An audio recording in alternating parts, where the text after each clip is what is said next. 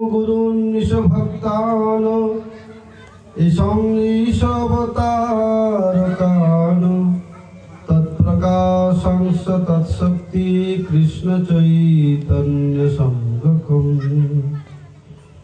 वाञ्छाकल्पतरुभ्यश्च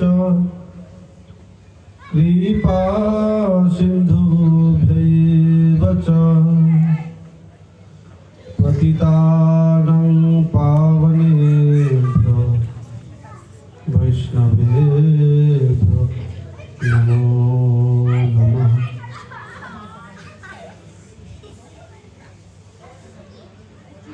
श्रुतिश्छन्दगख्या वदति परमं ब्रह्मपूरकम् स्मृतिर्वैकुण्ठख्यं वदति किल यदि विष्णु सदनम् शताब्दी पाञ्चन्नी विरलऋषिकोऽयं व्रजवनं श्रीनवद्वीपं वन्दे परमसुखदं तं चेतुतीतं श्रीमायापुरं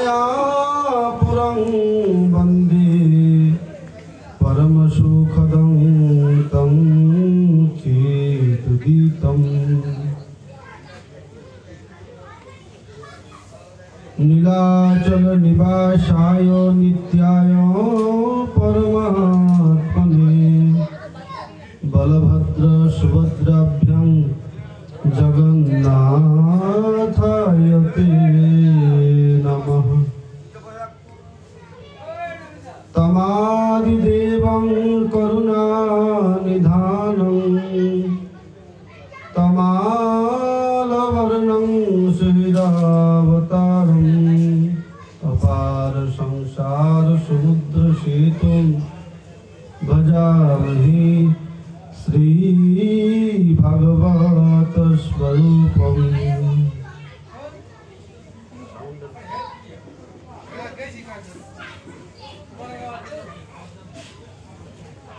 सुखावसाने तिदमेव सारं दुःखावसाने तिदमेव ज्ञेयं देहावसाने तिदमेव जाप्यं गोविन्द दामोदर माधवेति गोविन्द दामोदर माधवेति गोविन्द दामोदर माधवेति।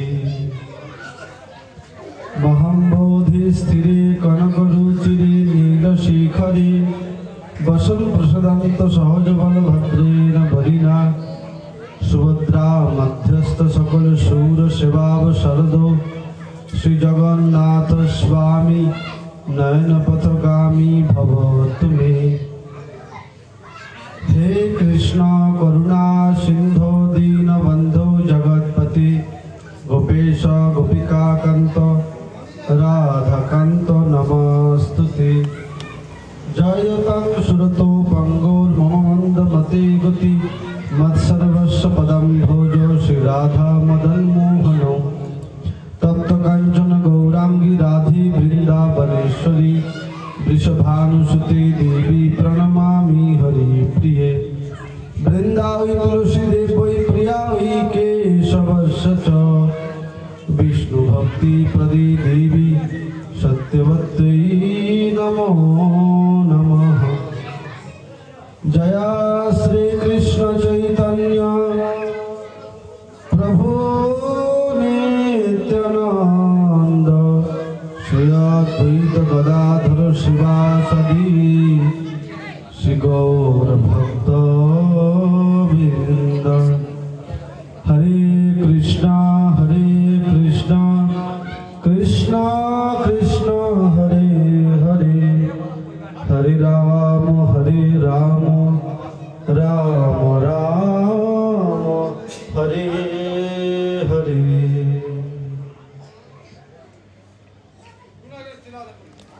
सर्वाग्रि परमरा ओम विष्णुपाद परिव्राजकाचार्य वर्यो প্রাচ্য এবং পাশ্চাত্যে গৌরবাণীর নির্ভীক প্রচারক প্রবল মদীয় গুরুপাদ পদ্ম परमहंस ओम विष्णुपाद श्री श्रीमद् भक्ति विचार भारती गोस्वामी ठाकुर श्री गुरुपाद तदनंतर अभिन्न नित्यानंद मूर्त प्रकाश मूर्ति ओम विष्णुपाद परमहंस परिव्राजक आचार्य वर्य त्रिदंडी स्वामी श्री श्रीमद् भक्ति कुमुद संत गोस्वामी ठाकुर श्री परम गुरुपाद पद्मे साष्टांग दंडवत प्रणाम निवेदन करी अधमेर प्रति प्रसन्न हये तिनि अपार कृपा आशीर्वाद दर्शन करुन। तदनंतर विश्व विश्रुत विश्व वंदित जगद्गुरु जुगाचार्य श्रीमती वृषभानुनंदिनी नयन मंजरी ओम विष्णुपाद परमहंस परिव्राजक आचार्य वर्य त्रिदंडी स्वामी अष्टोत्तर शत श्री श्रीमद् भक्ति सिद्धांत सरस्वती गोस्वामी ठाकुर श्री प्रभुपादे श्री अभय चरणे साष्टांग दंडवत प्रणाम निवेदन करी तिनि अधमेर प्रति प्रसन्न हये अपार कृपा आशीर्वाद वर्षण करुन। अद्य सान्ध्यकालीन श्री श्रीमद् भागवती अधिवेशने उपस्थित ब्रह्मचारी वृंद समुपस्थित वैष्णव वृंद एवं मातृमंडलीय भक्तवृंद सकले चरणे यथायोग्य दंडवत प्रणति ज्ञापन यादवेर प्रति प्रसन्न हये अपार कृपा आशीर्वाद वर्षण करुन। श्री श्री गुरु गौरांगेर अपार करुणाके अवलम्बन करे आमरा सकले समवेत हয়েছি এই সান্ধ্যকালীন শ্রী শ্রীমদ্ ভাগবতীয় অধিবেশন। শ্রী শ্রী গুরু গৌরাঙ্গের অপার করুণায় আমরা কিছুক্ষণ যাবৎ দুই বক্তার শ্রীমুখে ভগবানের অপ্রাকৃত কথামৃত শ্রবণ করার सौभाग्य लाभ হয়েছিল। এই নয়াবস্তি নামক যে স্থান এই স্থানেতে এখানকার কমিটি বর্গের বিশেষ উদ্যোগে গীতা পাঠের কথা বলেছিলেন, সেই জন্য এই স্থানে আসা। এই স্থানে আমি প্রথম এসেছি। গীতা পাঠের পরিবেশ যে কিরূপ হওয়ার প্রয়োজন সেটা এখনো আমরা অনেকেই হয়তো জানি না। শ্রী শ্রীমদ্ ভগবত কথা কীর্তিত হয়েছিল শুকদেব গোস্বামী ঠাকুরের শ্রীমুখ থেকে। শুকদেব গোস্বামী ঠাকুর যে স্থানে এই শ্রীমদ্ ভাগবত কথামৃত প্রচার করেছিলেন পরীক্ষিত মহারাজকে কেন্দ্র করে, সেখানে নৈমিষারণ্যে 60,000 মুনি ঋষি একত্রিত হয়েছিলেন।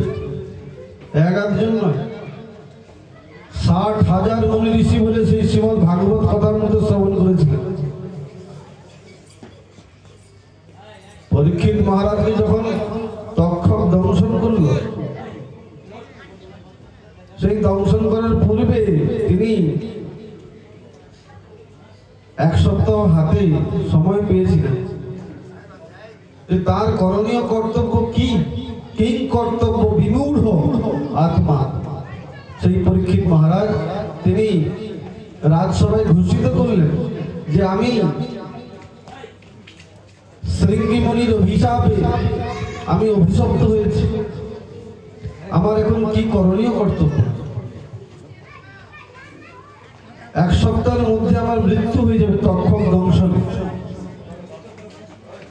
তো তাই সেই রাজসভায় বিভিন্ন ঋষি মুনি ঋষি উপস্থিত ছিলেন, বিভিন্ন মতের প্রকাশ করছেন। বলেন না নানা মুনি নানা মত, সেই নানা মুনি নানা মত প্রকাশ করছেন। এখন কোন মত শ্রেষ্ঠ সেই নিয়ে তাদের মধ্যে বিবাদ শুরু হয়। এখন সেই সময় উপস্থিত হচ্ছেন কে? বাল ব্রহ্মচারী শ্রী শুকদেব গোস্বামী ঠাকুর। তিনি 16 বৎসীয় বালক ছিলেন। তার বয়স কত? 16 বছর।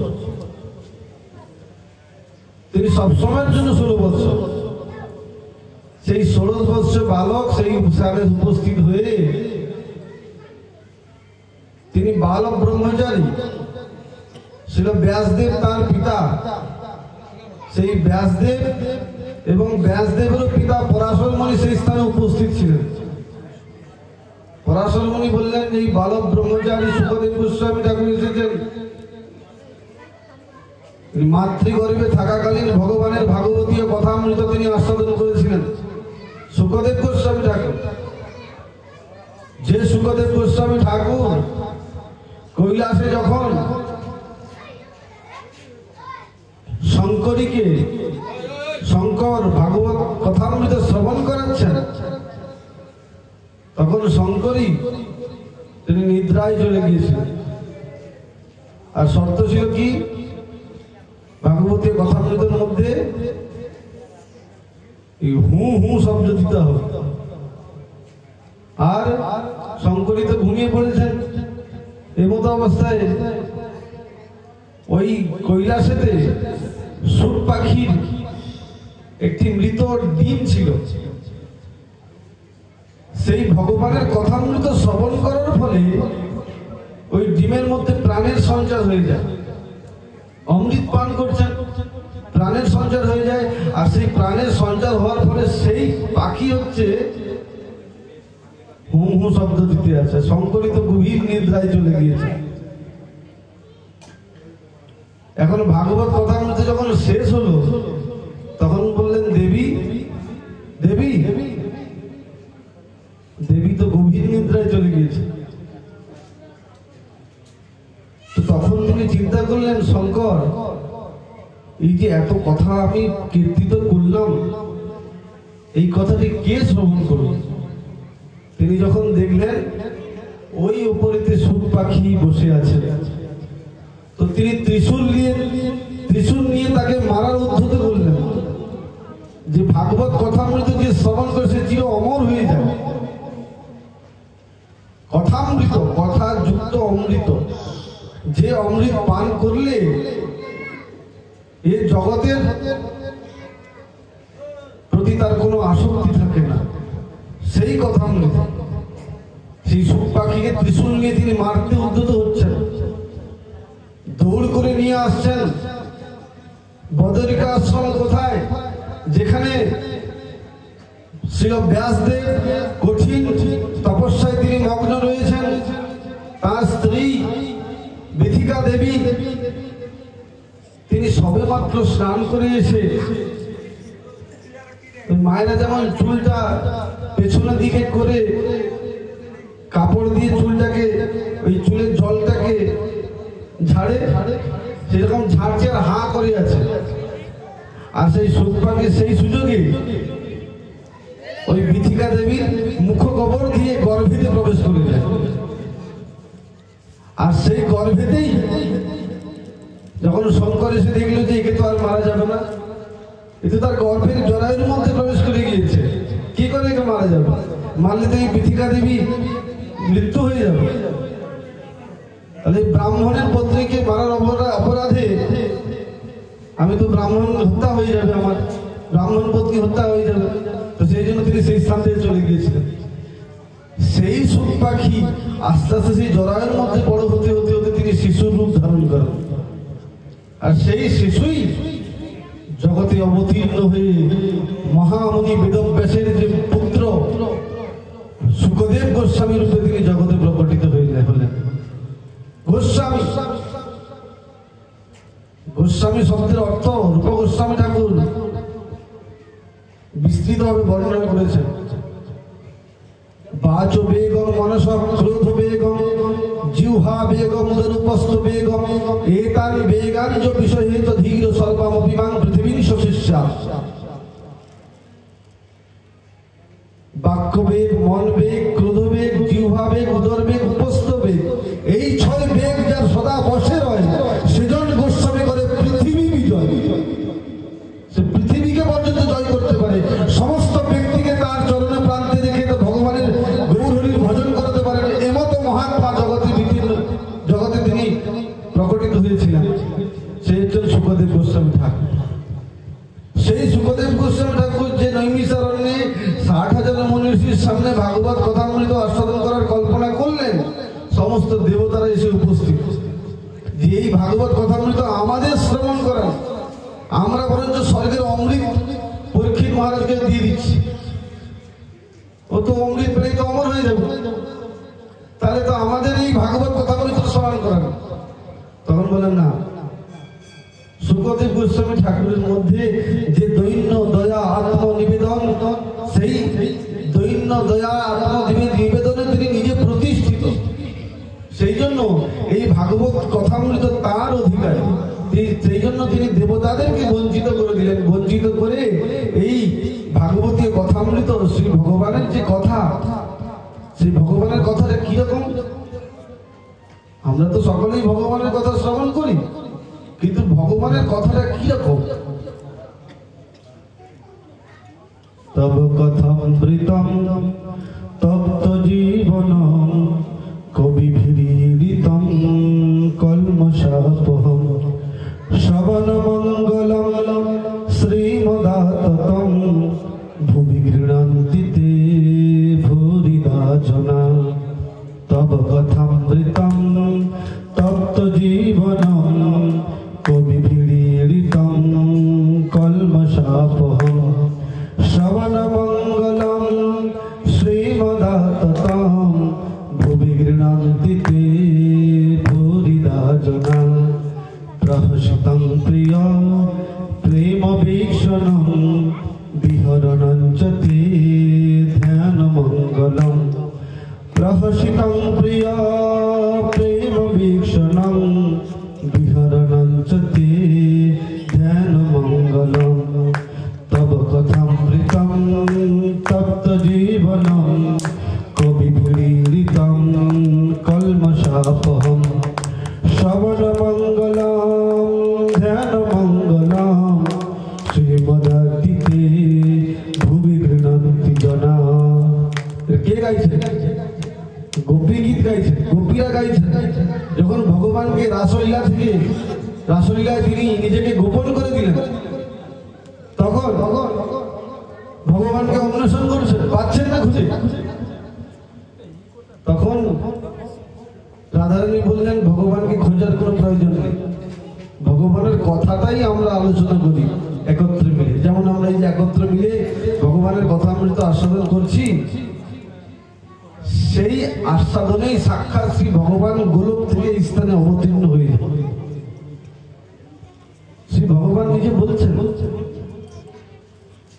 যে আমি বৈকুণ্ঠে লক্ষ্মী দেবীর পদসেবা গ্রহণ করার জন্য উপস্থিত হই না, আমি যোগীদের হৃদয়ের মধ্যেও আমি থাকি না। আমি কোথায় থাকি না? শুদ্ধ ভক্ত যেখানে আমার গুণমহিমা কীর্তন করেন, আমি সেই স্থানে উপস্থিত হয়ে যাই। সেই স্থানে উপস্থিত হয়ে আমার কথাই আমি নিজে শ্রবণ করি। কুরুক্ষেত্র রণাঙ্গনে শ্রী ভগবান অতি দীপ্ত কণ্ঠে তিনি ঘোষিত করলেন কি? সর্ব উপনিষদ গাব দুগ্ধা গোপাল নন্দন পার্থ বৎস সুধীর ভোক্তা দুগ্ধম গীতামৃতম মহা। যে গীতা কুরুক্ষেত্রের রণাঙ্গনে শ্রী ভগবান অর্জুনকে উদ্দেশ্য করে তিনি কীর্তিত করেছিলেন কি?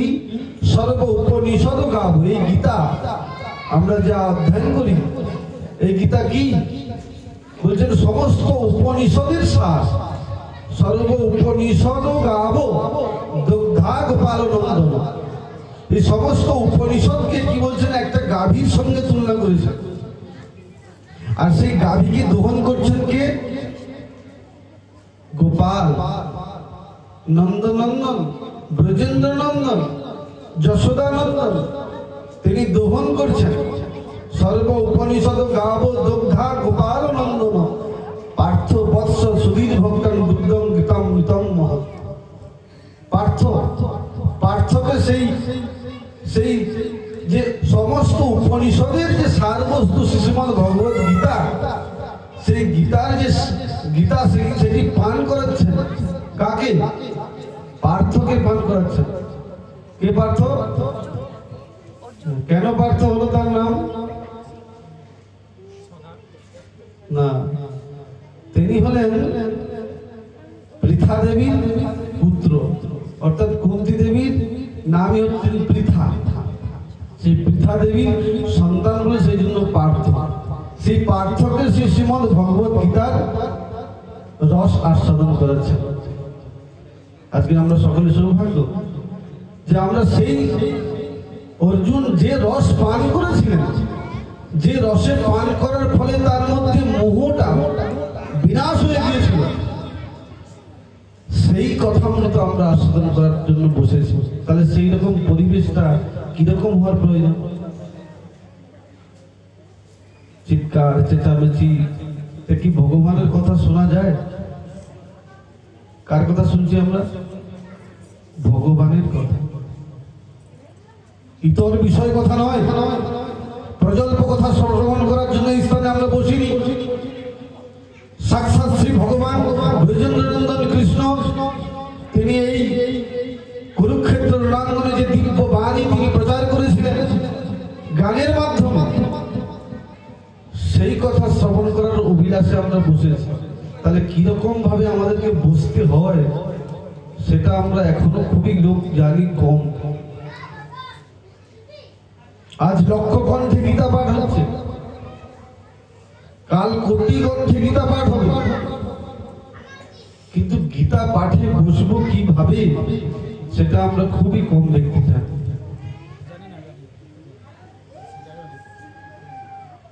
সেই জন্য জগতে শুদ্ধ মহাত্মা বিচরণ করছেন। শুদ্ধ মহাত্মা জগতে দীপ্ত কণ্ঠে ঘোষিত করছেন। মুসলমান গর্ভে জন্মগ্রহণ করে তিনিও ঘোষিত করলেন, হে পার্থ সারথি বাজাও বাজাও তব পাঞ্চজন্য শঙ্খ, মৃত্যুর অবসাদ দূর কর কর দূর, ভয় ভীত জনে করহীন শঙ্খ। হে পার্থ সারথি বাজাও বাজাও তব পাঞ্চজন্য শঙ্খ। কাজী নজরুল ইসলাম তিনি দীপ্ত কণ্ঠে ঘোষণা করছেন, হে পার্থ সারথি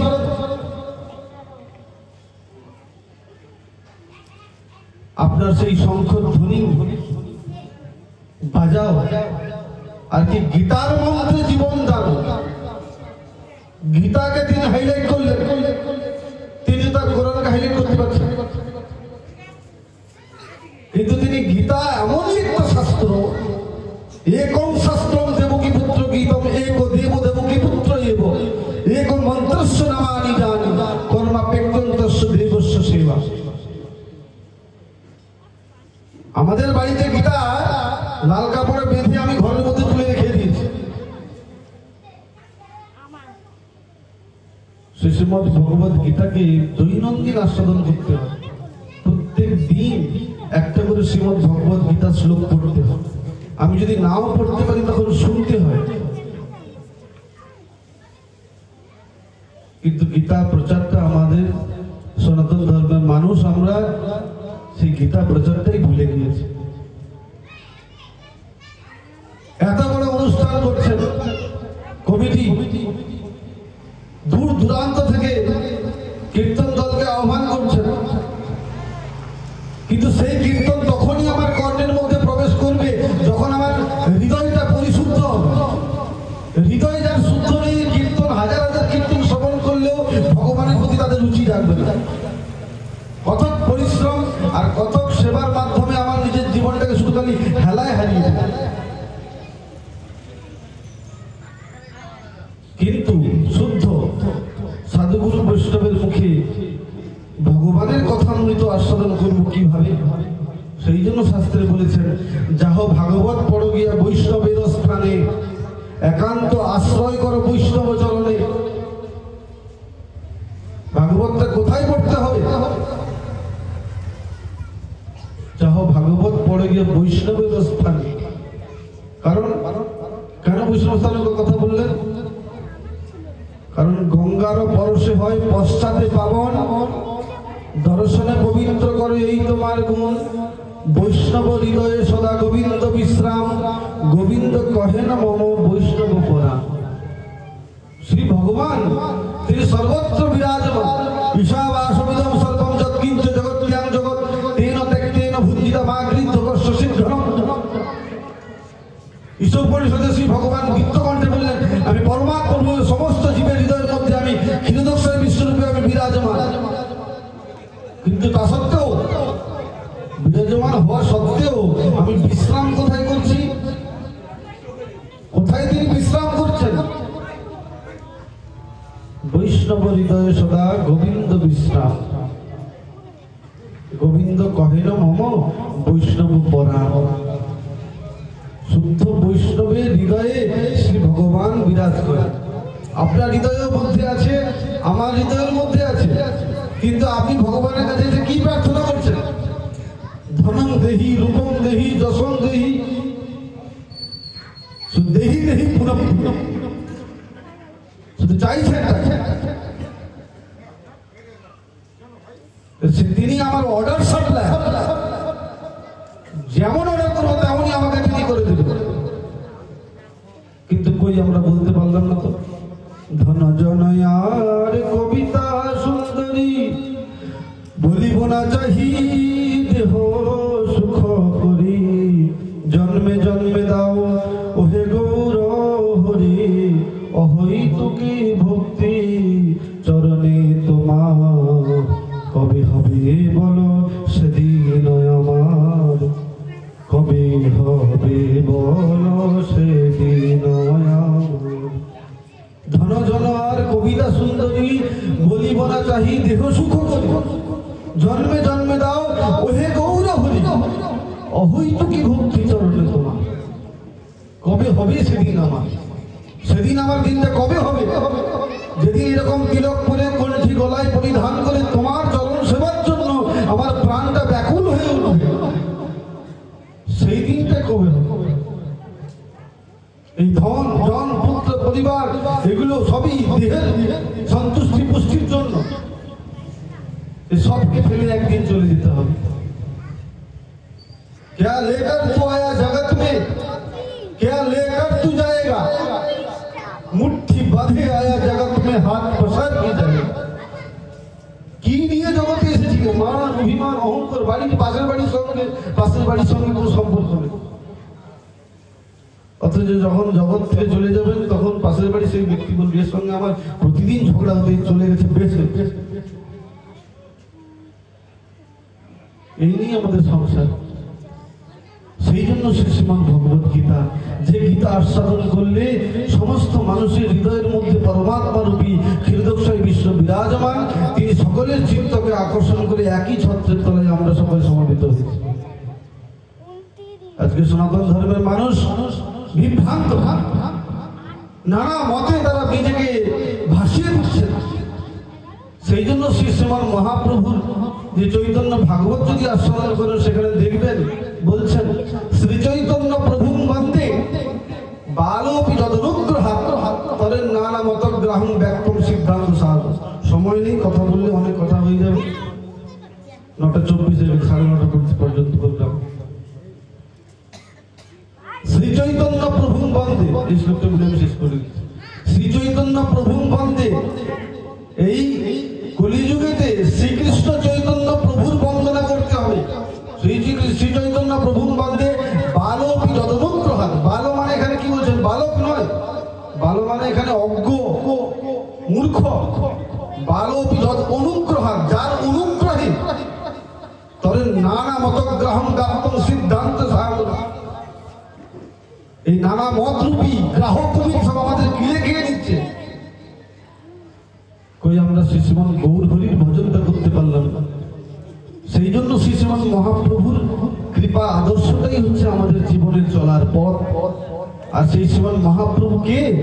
তিনি স্বয়ং রাধা কৃষ্ণের যুগল মিলিত তরুণ। সেই রাধা কৃষ্ণের ভজন আমাদের একমাত্রই শ্রেষ্ঠ ভজন। উপাস্যের মধ্যে কোন উপাস্য প্রধান? রাধা কৃষ্ণ যুগল সেবাই হচ্ছে আমাদের একমাত্র উপাস্য। তো সেই জন্য গৌর যে শিখালো নাম, সেই নাম গাও, অন্য সব নাম মাহাত্ম্য সেই নামে পাও। তিনি কি নাম শিখেছেন? সত্যযুগের একটি নাম ছিল নারায়ণ পরা বেদ, নারায়ণ পরাক্ষরা, নারায়ণ পরা মুক্তি, নারায়ণ পরা গতি। দাপর যুগে হয়ে গেল হরে মুরারে মধুকৈত ভারে গোপাল গোবিন্দ মুকুন্দ সৌরে, যজ্ঞেশ নারায়ণ কৃষ্ণ বিষ্ণু নিরাশ্রয়ং মাং জগদীশ। এইভাবে কলিযুগেতে তিনি মন্ত্র দিলেন না, তিনি কি দিলেন? মহামন্ত্র। কৃষ্ণ মন্ত্র হইতে হবে সংসার মোচন, কৃষ্ণ নাম হইতে পাবে কৃষ্ণের চরণ। কৃষ্ণ মন্ত্র আমাকে শ্রী ভগবানের চরণ পাইয়ে দেবে না, কৃষ্ণ নাম। সে কৃষ্ণ নামটা কি?